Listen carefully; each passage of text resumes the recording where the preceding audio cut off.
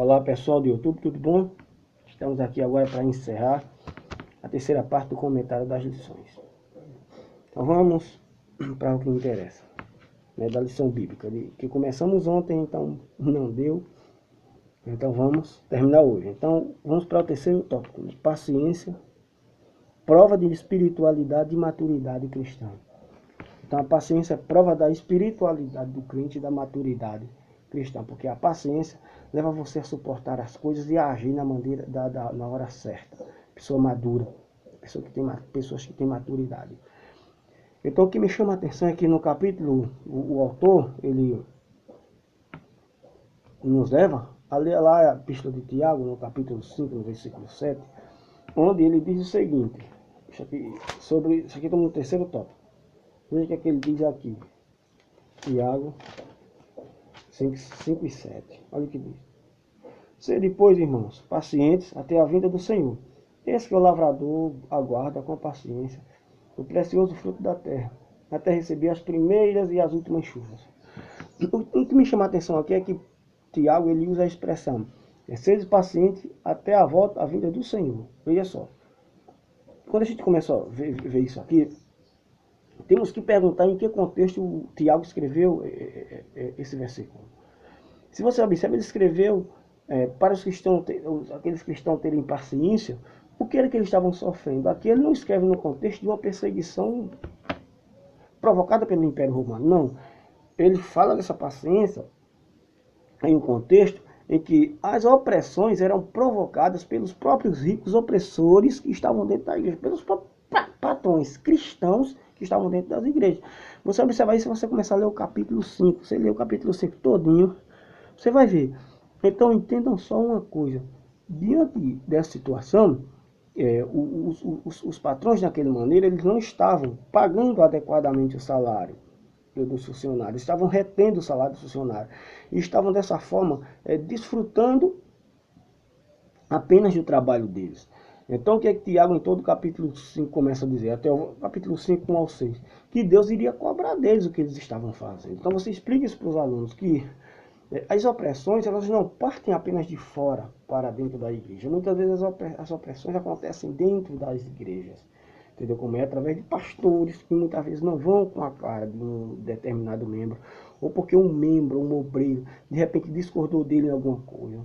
Às vezes, de repente, um dirigente de escola dominical, porque um professor não concordou com ele. De repente, um dirigente de igreja, porque um membro, um obreiro não concordou com ele, e sucessivamente. Então, muitas vezes, diante disso, o que acontece? Essas pessoas buscam o quê? Escantear tais obreiros, tais irmãos que deram opinião contrária, buscam oprimidos, mas não se preocupe isso não. Não se preocupe com isso não, porque a Bíblia fala e deixa claro que isso aconteceu nos tempos apostólicos. E isso aí, meu querido, a única coisa que Tiago diz aqui, perdão, não é que isso não iria acontecer diante das opressões que estão dentro das igrejas. Vocês tenham paciência. Vocês tenham paciência. Aí ele começa a mostrar que essa paciência, ele começa a fazer tipo aqui, mais ou menos aqui uma comparação, versículo 7. Na parte B, esse que é o lavrador, aguarda, com paciência, o precioso fruto da terra, até receber as primeiras e as últimas chuvas. Aí o 8, sede vós também pacientes e fortaleceu o vosso coração, pois a vinda do Senhor está próxima. Está próxima. Então veja só, ele faz assim, ó, vocês tenham paciência, porque o lavrador, ele aguarda, né? Ele planta, ele aguarda que venha a chuva, ele aguarda que o vegetal cresça e ele possa, vamos dizer aqui, usufruir dele. Entendeu como é? Então o agricultor é assim, eles plantam, mas vai esperar que venha a chuva, vai esperar que aquela planta cresça, aquele vegetal cresça e ele venha se alimentar dele. E aqui o Tiago ele começa a dizer, é como que isso, ele diz, olha, tenham paciência diante das opressões, que com essas opressões é como que vocês estão plantando, vocês estão plantando as coisas para o futuro. Vocês estão plantando as coisas para o futuro. E fique sabendo coisas que um dia vocês vão colher. Mas só que quando você chega no capítulo 5, de versículo 1, e versículo 1 em diante, né, eu acho que versículo 4, versículo 4, né? Ele diz, ó, aqui, no versículo 7, o 8, versículo 7, ó, diz o quê? Que tivesse paciência, porque aqueles oprimidos que estavam pacientes iriam colher, né, o fruto, né, da sua paciência. Por ter tido paciência, ele colheu o fruto. Que frutos esses eram frutos eternos. Aí você observa que lá em Romanos, capítulo 8, versículo 18, diz o seguinte: tenho por certo que as aflições do tempo presente não são para comparar com a glória que em nós há de ser revelado. Então Paulo disse, eu tenho por certo que essas aflições que não passamos nem se compara com a glória que nos espera lá na eternidade. Então o Tiago está dizendo aqui para os irmãos oprimidos, disse, olha, irmãos, vocês tenham paciência, vocês apenas estão plantando, continuem regando o fruto de vocês com a paciência, entendeu? Continue tendo paciência, continue perseverantes, e o fruto de vocês vão colher na eternidade. Agora, e os ricos opressores? Não, vocês podem ficar certos de uma coisa, que o seu, vocês vão colher, mas de uma maneira negativa. O que me chama a atenção é o versículo 5, que diz, tendes vivido regaladamente sobre a terra, tendes vivido nos prazeres, tendes engordado o vosso coração em dia de matança, tendes condenado e matado o justo, sem que ele vos faça resistência. Meu irmão em Cristo, então o que acontece? Veja que tipo de opressão aqueles cristãos estavam sofrendo. Entendeu? Então é como aqueles cristãos opressores, aqueles ricos opressores estavam, através de seus trabalhos, através de sua carga horária, entendeu? Estavam matando, sufocando aqueles cristãos oprimidos, aqueles trabalhadores cristãos oprimidos, né? Eram os servos cristãos oprimidos. Então o que acontece? E Deus, aqui o apóstolo Tiago, ele diz, oh, mas vocês vão ser punidos, vocês podem ficar só de uma coisa, que as riquezas de vocês estão apodrecendo, uma hora ou outra vocês não vão ter mais, porque Deus vai requerer isso. E o que me chama a atenção é que no versículo 9, diante de tudo isso, olha a mensagem de Tiago para os oprimidos. Irmãos, não vos queixeis um dos outros, para não serdes julgados. Eis que o juiz está às portas. Aí diz o 10, tomai por modelo, né, no sofrimento e na paciência os profetas, os quais falaram em nome do Senhor. Então, tenham paciência. Então, os profetas foram oprimidos dentro da condição deles, de profeta. Vocês estão sendo oprimidos dentro da condição de vocês, de trabalhadores. Mas tenham paciência, não se queixem dos outros, não se queixem dos vossos patrões. Entendeu? Tenham paciência, não fique se queixando, não fique com contenda, não fique com intrigas. Apenas tenham paciência e aguardem, porque o fruto de vocês vão colher na eternidade. Então, passe isso para os alunos, entendeu? E a Bíblia Sagrada, no Novo Testamento, ela nos dá uma regra bem interessante. Interessante é em Efésios, capítulo 6, versículo 5 em diante. Olha o que é que diz. Quanto a vós outros servos, obedecei a vosso Senhor, segundo a carne, com temor e tremor, na sinceridade do vosso coração, como a Cristo. Olha, não servindo à vista, como para agradar homens, mas como servos de Cristo, fazendo de coração a vontade de Deus, servindo de boa vontade como ao Senhor e não como a homens. Certo de que cada um, se fizer alguma coisa boa, receberá isso outra vez do Senhor, que seja servo, que seja livre. 9. E vós, senhores, de igual modo, procedei para com eles, deixando as ameaças, sabendo que o Senhor, tanto deles como vosso, está nos céus, e que para com ele não há acepção de pessoas. Primeiro, observe que manda os servos servir aos seus senhores de maneira íntegra, com integridade, com dedicação. Mas como servo, entendeu? Como servindo ao próprio Senhor. E observe que diz assim, certos de que cada um, se fizer alguma coisa boa, receberá isso outra vez do Senhor, que seja servo, que seja livre. Quer dizer, até aquele serviço que você presta com integridade, com honestidade, a empresa que você trabalha, você vai receber da parte do Senhor. Você talvez não vai receber o trabalho, porque o trabalho, o que vai te remunerar é a empresa, mas pela tua honestidade, pela tua dedicação, por você ter obedecido ao mandado do Senhor, ser um servo exemplar, então Deus vai te recompensar por isso, porque como servo exemplar, você está obedecendo Cristo. Então, pela tua obediência, Deus também vai te recompensar.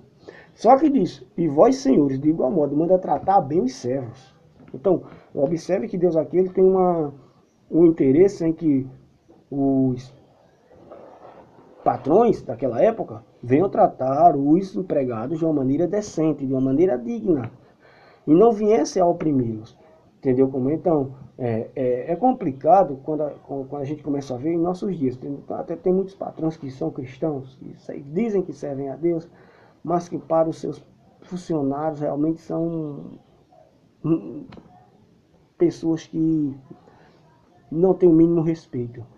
Mas uma coisa eu digo para você que está sofrendo opressão com o seu patrão, explique isso para o seu aluno, professor.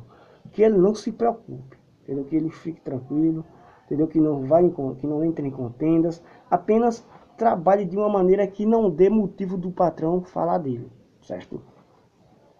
Diga a ele que trabalhe para o Senhor, diga a ele que trabalhe para o seu patrão no temor de Deus, com honestidade, com integridade. E se tiver de repente sair da empresa e arrumar outro serviço, mas saia com um bom testemunho cristão, onde tal patrão não venha ter o que dizer dele, porque Deus, pessoas assim que Deus vai recompensar, pessoas assim que Cristo na eternidade recompensará, entendeu? E os patrões que tratem bem os seus funcionários, que pagam os seus direitos direitinho, que pagam o seu salário direitinho, porque é um pecado, isso é errado. Quando o patrão ele deixa de pagar o salário do funcionário, entendeu? Quando o funcionário passa da hora que o patrão não paga hora extra, ele está tirando da boca do funcionário, da boca do empregado, o pão. Então, uma coisa eu digo, Deus irá punir patrões dessa forma, que você acha ou não, meu querido. Deus vai punir, entendeu como é? Vai punir sem sombra de dúvida. Agora, outra coisa que você deixa muito claro para os alunos é que não só esse tipo de perseguições e opressões que vêm para os cristãos, para a igreja. Não só são opressões de dentro da igreja, mas você fala também das opressões que vêm de fora para dentro. Porque isso aí foi o que Jesus previu lá em Mateus 24:9, que a igreja seria perseguida.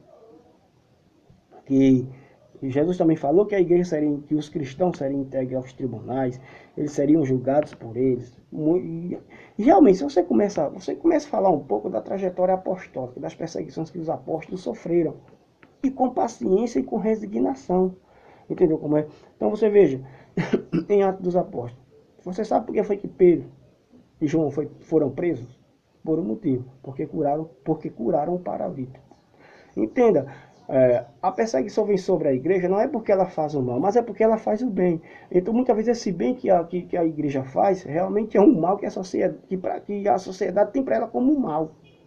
Entendeu? Por exemplo, você acha que quando a igreja tira quando Jesus, através da igreja, tira um drogado das ruas, você acha que aquilo ali foi um bem para o traficante? Não, foi um mal. Então, muitas vezes o bem que a igreja faz é um mal para o mundo, mas só que a igreja tem que continuar fazendo o bem que a Bíblia exige, porque o bem que a igreja faz é o bem que a Bíblia exige. Então o que acontece? Você vai ver que os apóstolos não foram presos. Por exemplo, Tiago não foi degolado, a espada, né? O apóstolo Tiago não foi degolado, não foi porque fez mal, foi porque apenas estava pregando o evangelho. Então, o que me chama a atenção, meu querido, é que a igreja hoje ela sofre muitos desafios. Então, antigamente, você observa também no período de Nero, ele botava fogo nos cristãos assim e deixava que eles corressem no jardim na sua casa. Calígula foi um camarada extremamente mau. Então, a era apostólica foi uma era de extrema perseguição. Mas os apóstolos e as pessoas da era apostólica ali permaneceram fiéis a Deus. Com paciência. Suportaram com paciência, com resignação, mas permaneceram. Foram pacientes. É o que Jesus diz em Mateus 24:14. Aquele que perseverar até o fim será salvo. Não pense que Jesus vai levar em consideração 20 ou 30 anos que você passou de crente. Não, né? Não sou crente. 30 anos eu passei na igreja. Não vai pensar que Deus vai levar em consideração esses 30 anos que você passou na igreja. Se você passou na igreja 30 anos, mas se desviou um dia após um dia antes da sua morte, você de repente veio a falecer, veio a óbito, pode ficar certa coisa que você do mesmo jeito vai para o inferno. Não é que aqueles 30 anos de crente vai te resolver. Você pode ter feito, porque o ser humano não vai para o céu, não é pelo bem que ele faz, mas é pela obediência, não é bem, vamos dizer que não é para o bem próprio que ele faz, não é pelos seus méritos, mas é pela obediência à palavra de Deus. Ele vai para o céu por isso. E ele vai para o inferno, não é porque, não é por qualquer outro motivo, vamos dizer assim. Mas é simplesmente porque deixou de obedecer a palavra de Deus. Isso são duas realidades. Você vai para o céu porque obedece. Vai para o inferno porque desobedece. Então Deus não vai levar em conta o teu tempo de cristão. Deus vai levar em conta se você está obedecendo ou não. O outro ponto, você mostre a sua sala, você não vai entrar em detalhes com isso. Entendeu? Você apenas deu uma pincelada. Sobre também a igreja no período pós-apostólico, né, depois do ano 100. Você começa a mostrar para a igreja que para os seus alunos, que aquelas igrejas ali do século, a partir do século II, depois da era apostólica, que parou no ano 100, continuaram sendo extremamente perseguidas, certo? Então, mostre para os seus alunos que as opressões não só vêm apenas dentro da igreja, ela também vem de fora, certo? Por exemplo, em estatísticas, no ano passado, a estatística, né, fizeram uma estatística, uma pesquisa e viram que por ano no mundo morrem mais de 150 mil cristãos. Você está entendendo? Então, se há uma classe de pessoas hoje, são as mais perseguidas, são os cristãos. Você hoje pode até não ser no Brasil, porque hoje no Brasil a pessoa não me venha falar de perseguição, porque no Brasil a gente não sofre perseguição. Ah, mas espera aí, mas tem aí o movimento LGBT. Não, peraí, estou defendendo a ideologia deles. Eu sou contra a ideologia deles, entendeu? Eu sou contra tudo aquilo que o movimento LGBT promove. Porque realmente são coisas anticonstitucionais e antifamília. Mas a gente não venha dizer que realmente somos perseguidos por ele, pela polícia, pelo Estado. Nós não somos. Somos livres para defender nossas ideias, para enfrentar o prefeito, o vereador, o presidente, entendeu como é? Para dar nossa opinião e se enfrentar em debate de ideias, em enfrentamento de ideias. Então nós somos livres, gente, aqui no Brasil. Aqui no Brasil não fala que a gente é perseguido, não. A gente não é perseguido aqui, não. Aqui é uma bênção. Aqui a gente dá nossa opinião e, de repente, mas alguém não quis me ouvir pregar o evangelho. É um direito que a pessoa tem de lhe ouvir ou não. Então, aqui no Brasil, nós não somos perseguidos. Aqui no Brasil é bom, não venha me falar que nós somos... Eita, em tal lugar são perseguidos, não. Não venha falar sobre isso que somos perseguidos aqui no Brasil, porque realmente não somos. Graças a Deus, temos liberdade. Mas você vai para o Oriente Médio, ali sim, vai pregar no Oriente Médio, meu irmão. Vai falar de Jesus lá no Oriente Médio, para tu ver o que é bom para todos. Entendeu como é? Então, a partir do Oriente Médio, China, Coreia do Norte, entendeu como é? Outros países ali da Ásia, né? China, do Extremo Oriente, China, a Índia. Vai para aqueles países ali que você vai ver o que é perseguição. Ali sim é perseguição. E por ano morrem mais de 150 mil cristãos. Então, ainda hoje são a classe de pessoas mais perseguidas do mundo. Não tem outro que seja. Entendeu como é? E explique isso para os alunos. E aí diga que a igreja tem que permanecer paciente diante disso. E não odiar essas pessoas, mas amá-las. E, além disso, fale para eles que as opressões não vêm apenas desse lado, mas também essas opressões, as dificuldades, vêm até apenas no contexto da natureza. Porque se você observa o capítulo 8 e o versículo 19 de Romanos, né, o 18 em diante, vamos ler um pouquinho e você vai entender mais ou menos que tipo de opressão sobreveio. Olha o que é que diz. Porque para mim, tenho por certo que os sofrimentos do tempo presente não podem ser comparados com a glória que há de ser revelada em nós, certo? 19. A ardente expectativa da criação aguarda a revelação dos filhos de Deus, pois a criação está sujeita à vaidade, não voluntariamente, mas por causa daquele que a sujeitou. Olha, interessante. Na esperança de que a própria criação será redimida do cativeiro da corrupção para a liberdade da glória dos filhos de Deus. Espera aí, a criação será redimida do cativeiro da corrupção. Entendam só, quando o ser humano pecou, todo o universo foi contaminado pelo pecado. Então, o ser humano hoje ele sofre as consequências da natureza. Ele sofre as consequências do erro, as consequências dos seus erros. Então, a natureza em si, ela traz para o ser humano aquilo que ela recebeu lá no Éden. Entendeu? Como ela foi atingida pelo pecado, então através do pecado, hoje o ser humano está colhendo o que plantou. As consequências naturais hoje, por exemplo, tsunamis, terremoto em alta escala. Então tudo isso são coisas que a igreja ela sente. Porque se você ver o versículo 21, diz, na esperança de que a própria criação será redimida do cativeiro da corrupção para a liberdade da glória dos filhos de Deus. 22, porque sabemos que toda a criação a um só tempo geme e suporta angústias até agora. Que angústias são essas? Jesus escreveu lá no capítulo 4, terremoto grande. Você vê lá em Lucas 21, me faz memória o versículo, diz que os homens ficarão perplexos pelas ondas e pelo bramido do mar. Entendeu? Então, tsunamis, terremotos, então tudo são coisas que prejudicam. Por que eu digo que prejudica a igreja? Por um simples motivo. E não somente ela, diz o versículo 23, mas também nós, que temos as premissas do Espírito, igualmente gememos em nosso íntimo, aguardando a adoção de filhos, a redenção do nosso corpo, as doenças. Então veja só, então não somente a natureza, não somente os seres humanos, não somente a natureza que é composta de tudo, geme, mas nós também que temos as premissas do Espírito, gememos esperando a adoção do nosso corpo, a redenção do nosso corpo, quer dizer, a transformação gloriosa do nosso corpo. Então entenda só que as dificuldades vêm também a partir da questão da natureza, né? As consequências né, naturais nós também sofremos. Doenças, terremotos, entendeu? Tsunamis, todas essas coisas. Por exemplo, no Japão, viu aquele tsunami lá no Japão? Matou milhares de pessoas. Quantos cristãos ali também não morreram? Né? Não, claro, desprezando o japonês, misericórdia. Isso não estou querendo dizer isso não, estou dizendo assim, já que eu estou falando nesse contexto, de a igreja também sofrer tais opressão da natureza, né?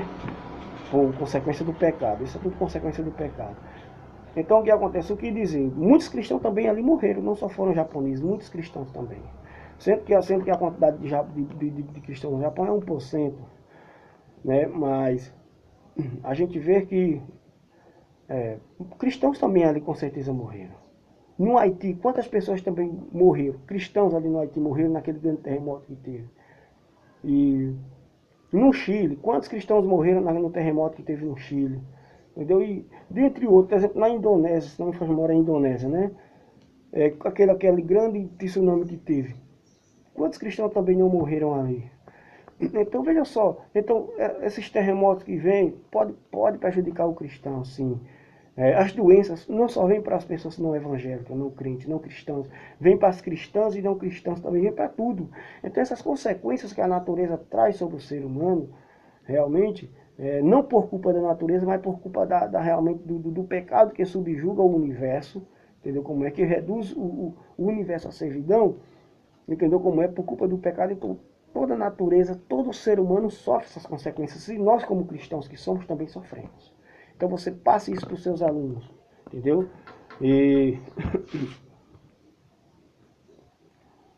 diante de tudo isso, nada mais que eu concluir que a nossa paciência, diante disso, até que Jesus não volte, ela simplesmente, como diz aqui o segundo subtópico, o terceiro ponto, está sendo provada. Então a nossa paciência é provada, a nossa fé é provada. E temos que permanecer fiéis e sermos aprovados, certo? Então vamos ser maduros, né? Vamos ter maturidade cristã e suportar as coisas e viver direitinho aqui na terra com paciência, aguardando assim a recompensa do Senhor, né? Nesta vida presente, com certeza aqui também Deus nos abençoe, nos recompensa, e na vida futura, querem a eternidade. Fiquem na paz, que Deus os abençoe.